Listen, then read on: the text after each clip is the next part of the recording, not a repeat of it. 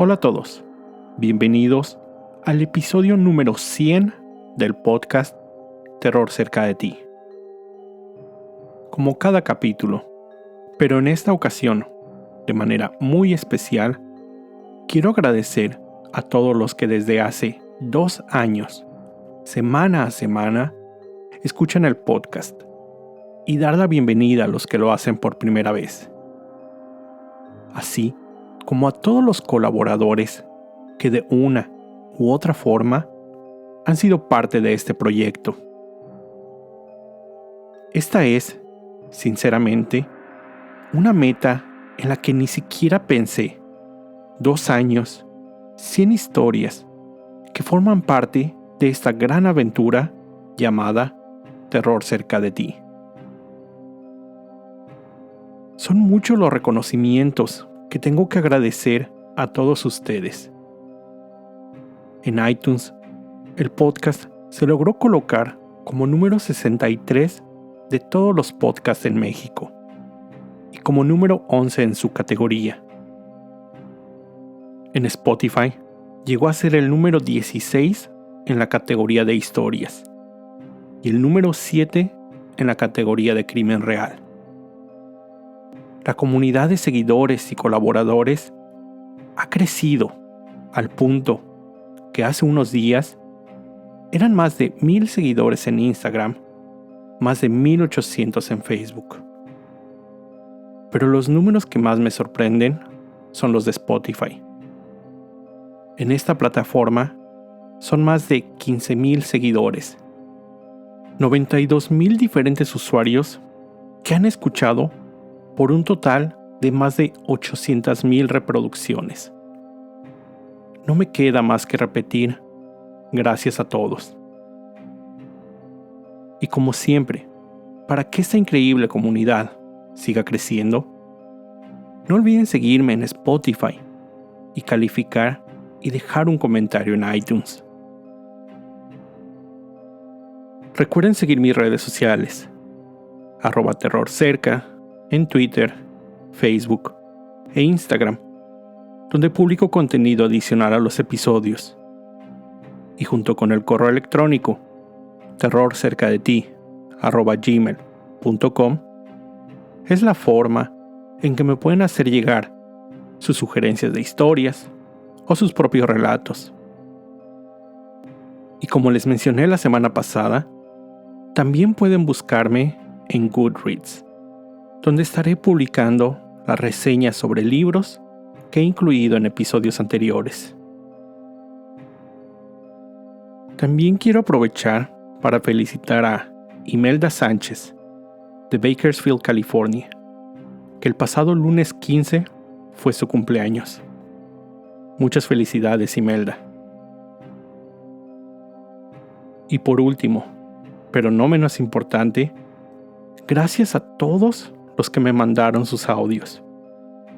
Además de los mensajes de ustedes, los escuchas, podrán encontrar algunas otras sorpresas. Espero les gusten. Los viernes no son lo mismo desde que descubrí Terror cerca de ti. Es un podcast espectacular, de verdad me encanta y espero que dure muchos años más. Saludos desde León, Guanajuato. ¿Quieres jugar conmigo? Ven, vamos a jugar. No importa dónde vayas, no importa dónde te escondas, el terror está cerca de ti. La emoción más antigua y más intensa de la humanidad es el miedo. Y el más intenso y más antiguo miedo es el miedo a lo desconocido, Lovecraft. Felicitaciones, Raúl, por los 2 años de podcast y por el episodio número 100. Te sigo desde el primer episodio. Me gusta mucho el podcast y espero todos los viernes para escucharlo. Que siga adelante. Mi nombre es Lizzy, soy nicaragüense y te saludo desde Florida. Número 100, felicidades por muchas más historias terroríficas. Terror cerca de ti, episodio 100. Hola Raúl, quisiera comentarte que me fascina tu podcast, cada viernes lo escucho sin falta y siempre estoy esperando el nuevo episodio. Te quería preguntar, ¿cómo fue que surgió esta idea de hacer un podcast sobre este género y cómo fue que nació en ti el gusto por el terror? Te mando un gran saludo y un gran abrazo desde Guadalajara, Jalisco, de parte de Manuel Sandoval. Cuando el miedo se convierte en terror, hay una historia que contar.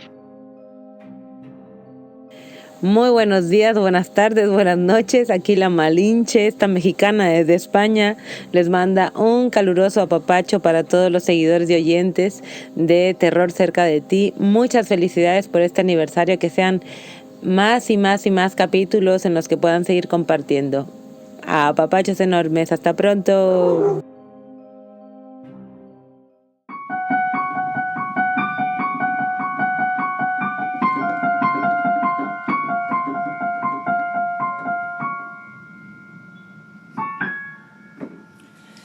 Hola, ¿qué tal? Este es Antonio Malpica mandando un gran abrazo de felicitación para mi querido Raúl Reyes y su podcast Terror Cerca de Ti por sus primeros 2 años y sus primeros 100 capítulos. Un abrazo y que todo siga viento en popa. Enhorabuena.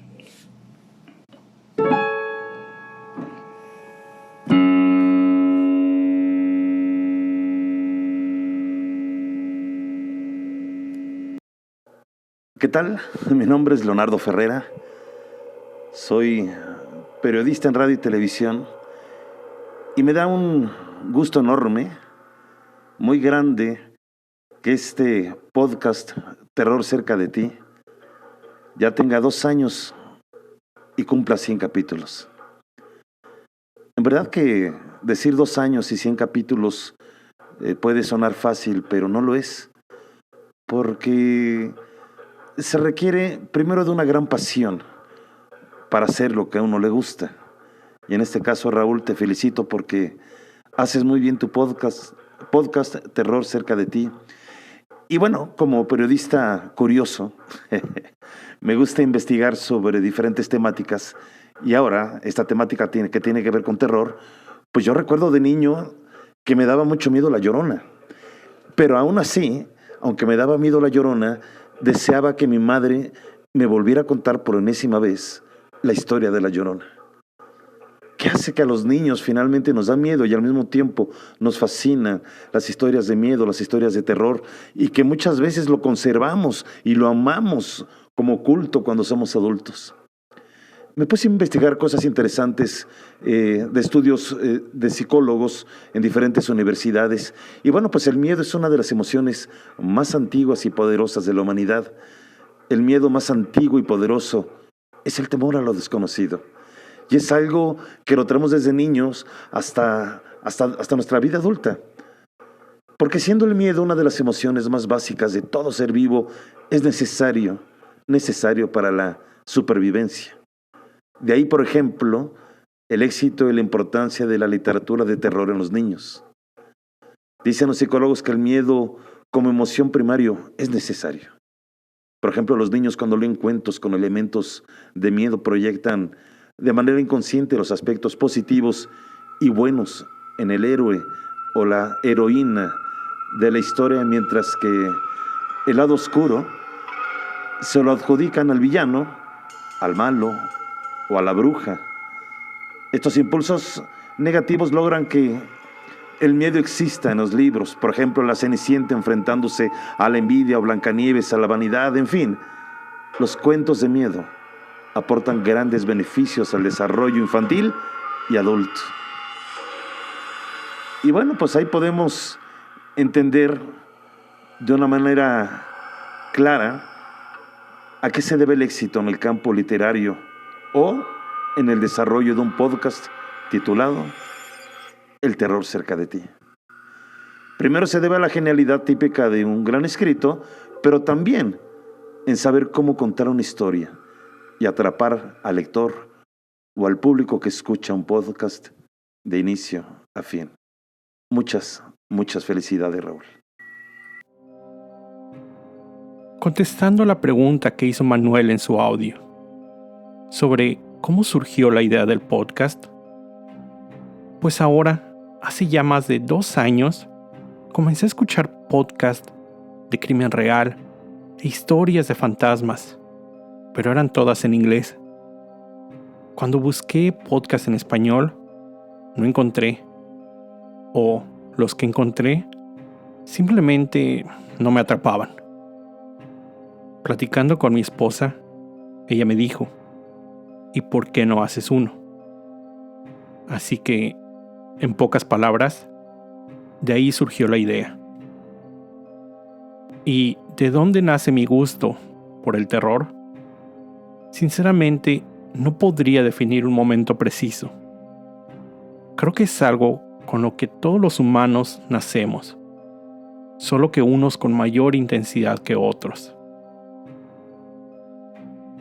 De nuevo, muchas gracias a todos los escuchas que enviaron sus audios. Contactaré a aquellos seleccionados para el envío de un regalo. Y gracias especiales a los colaboradores que también se tomaron el tiempo para grabar su audio. Gracias, Leonardo Ferrera, del programa Big Bang Radio, en Reactor 105.7 FM, en la Ciudad de México. A Margarita Arrocha, cantante mejor conocida como La Malinche. Y a Toño Malpica, escritor mexicano, autor de la saga El Libro de los Héroes. Muchas gracias a todos. Y bueno, cuando estaba seleccionando la historia de esta semana, pensé, ¿qué mejor tema que regresar al inicio? Hace 2 años les conté el caso de Elisa Lam, la joven canadiense que desapareció misteriosamente en un hotel de la ciudad de Los Ángeles. Si aún no han escuchado esa historia, regresen al episodio 1. Así que, en honor a ese episodio, esta semana les voy a contar sobre los muchos misterios alrededor del hotel donde ese caso sucedió. Conocido como la Torre del Terror, literal, en honor a la atracción de Disneylandia, el Hotel Cecil. Hace casi 100 años, en la década de 1920, 3 hoteleros encargaron a Lloyd Lester Smith el diseño de un hotel que costaría $1.5 millones. Después de 3 años de construcción, el Hotel Cecil abrió sus puertas en 1927. Ubicado en el centro de la ciudad de Los Ángeles, contaba con un gran lobby de mármol, estilo Art Deco, y lujosas decoraciones. Pretendía ser el lugar donde los viajeros de negocios y turistas podrían gozar de una cómoda estadía.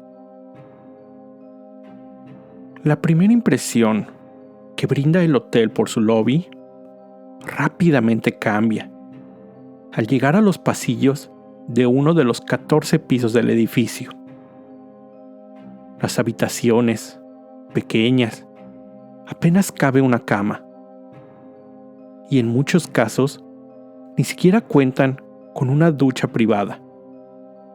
Hay que usar las instalaciones compartidas como si se tratase de un hostal. Solo 2 años después de que el Hotel Cecil abriera, el país se vio afectado por la Gran Depresión. El poco flujo de huéspedes ocasionó que el hotel no contara con los ingresos suficientes para recibir el mantenimiento requerido, por lo que poco a poco comenzó a decaer. También, el área alrededor del hotel se vio afectada. Rápidamente, sus alrededores fueron conocidos con el término en inglés Skid Row, que podría traducirse como barrio bajo o barrio pobre.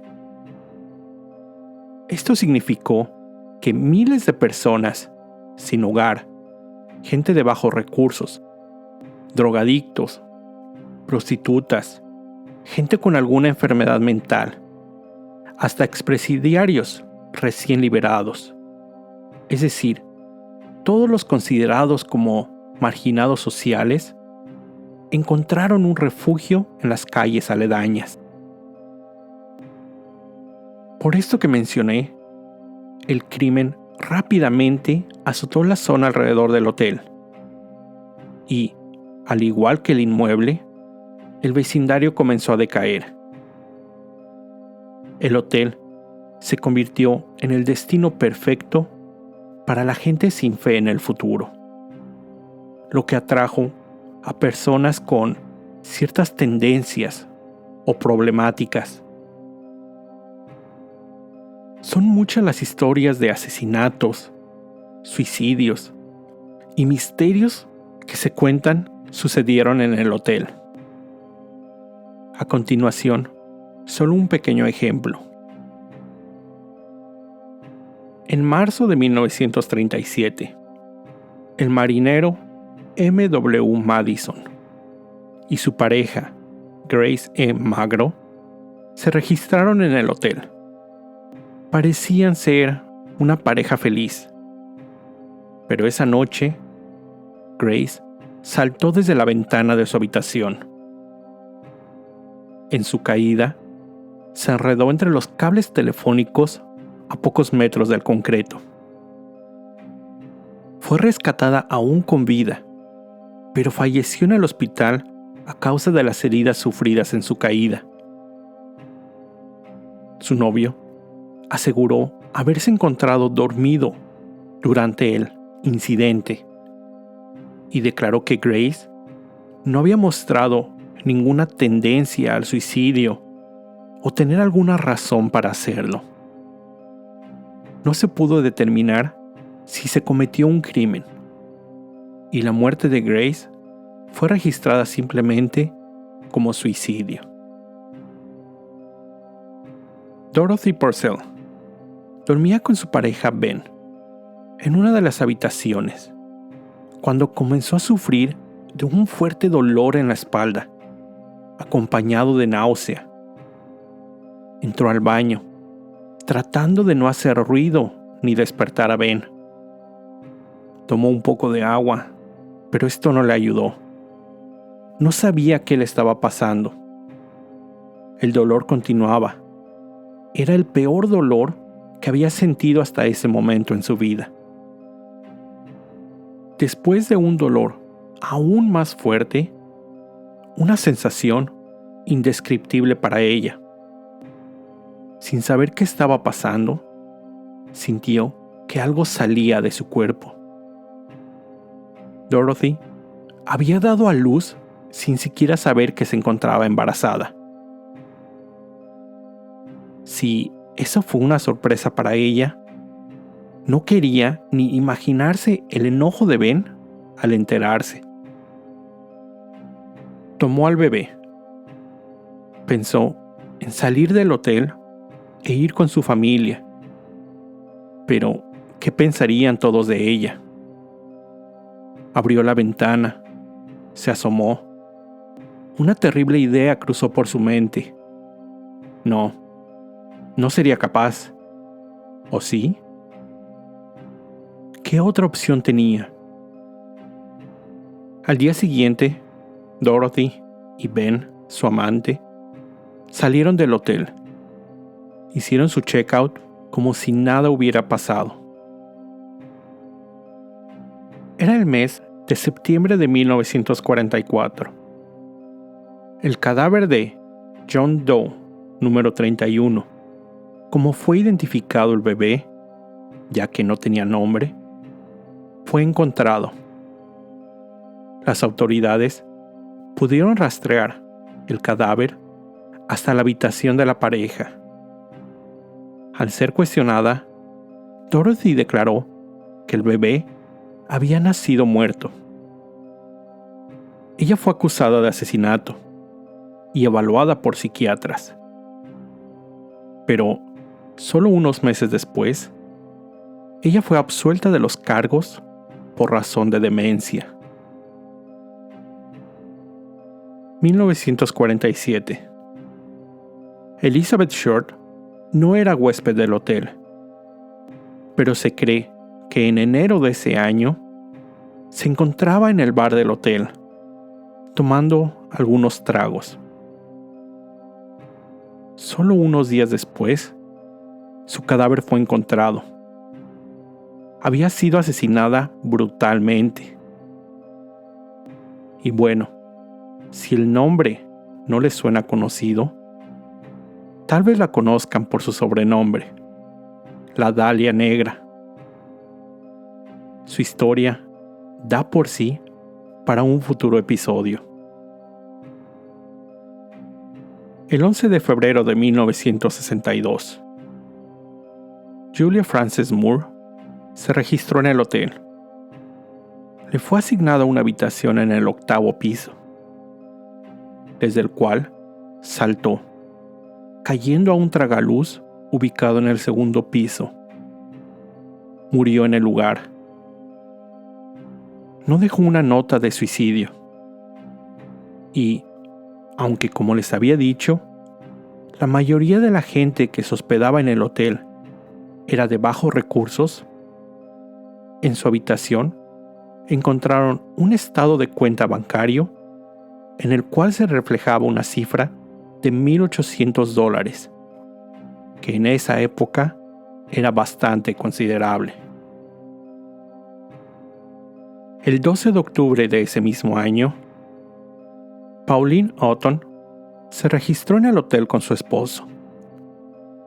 La pareja venía arrastrando ciertos problemas maritales, por lo que pensaron que su escape al Hotel Cecil sería como una aventura y ayudaría en su relación.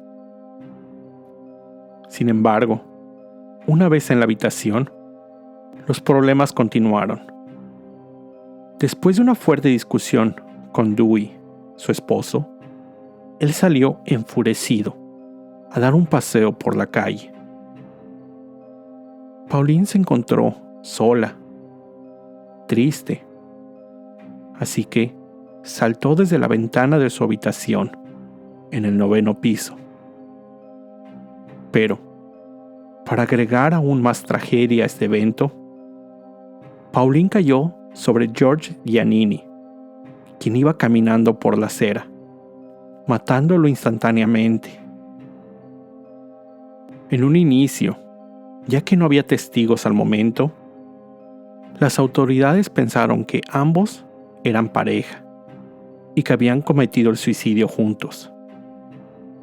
Pero, al revisar los cadáveres, encontraron que George aún tenía puestos los zapatos, los cuales, en estos casos, generalmente se sueltan durante la caída o al momento del impacto. Además, llevaba las manos en los bolsillos del pantalón, con lo cual se determinó que fue un accidente adicional. Otra de las historias más conocidas del Hotel Cecil es la de Goldie Osgood, una huésped del hotel conocida por toda la gente como Pigeon Goldie o Goldie Paloma, ya que frecuentemente se le veía en uno de los parques cercanos al hotel alimentando a las palomas. Goldie era una operadora telefónica retirada. El 4 de junio de 1964, fue encontrada en su habitación, asesinada. Había sido violada, golpeada y apuñalada en múltiples ocasiones. Su habitación había sido revuelta. Las autoridades no encontraron ninguna pista en el lugar del homicidio. Algunas horas después, descubrieron, en el mismo parque cercano, a Jacques B. Ellinger. Su ropa se encontraba con manchas de sangre.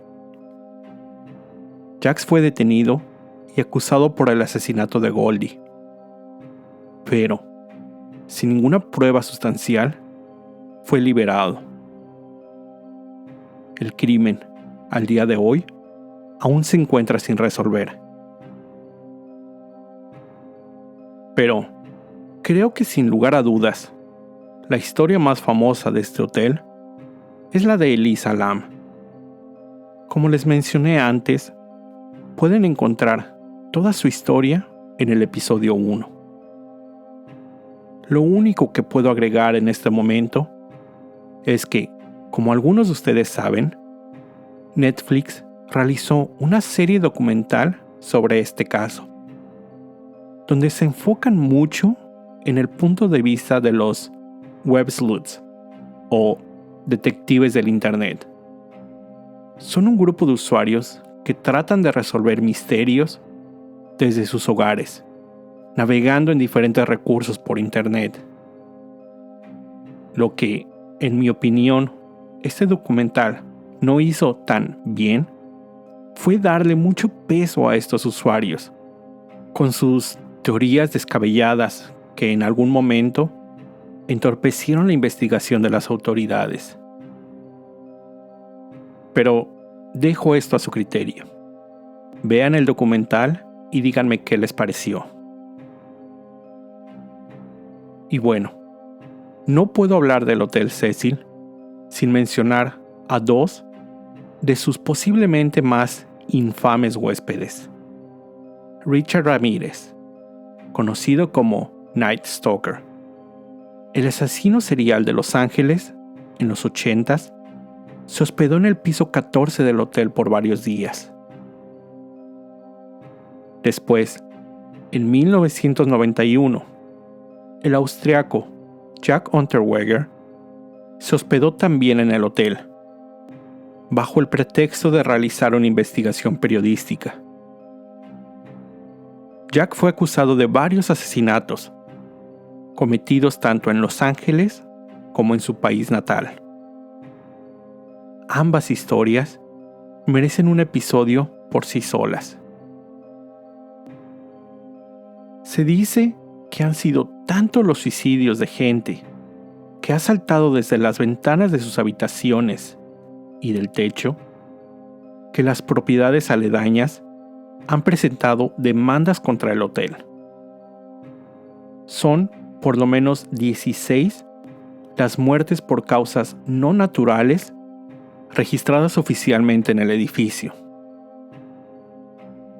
La persona que fungió como gerente del hotel del 2007 al 2017, quien vivió el caso de Elisa Lam, comenta que diario eran realizadas de 1 a 3 llamadas de emergencia al 911 para el continuo soporte de la policía.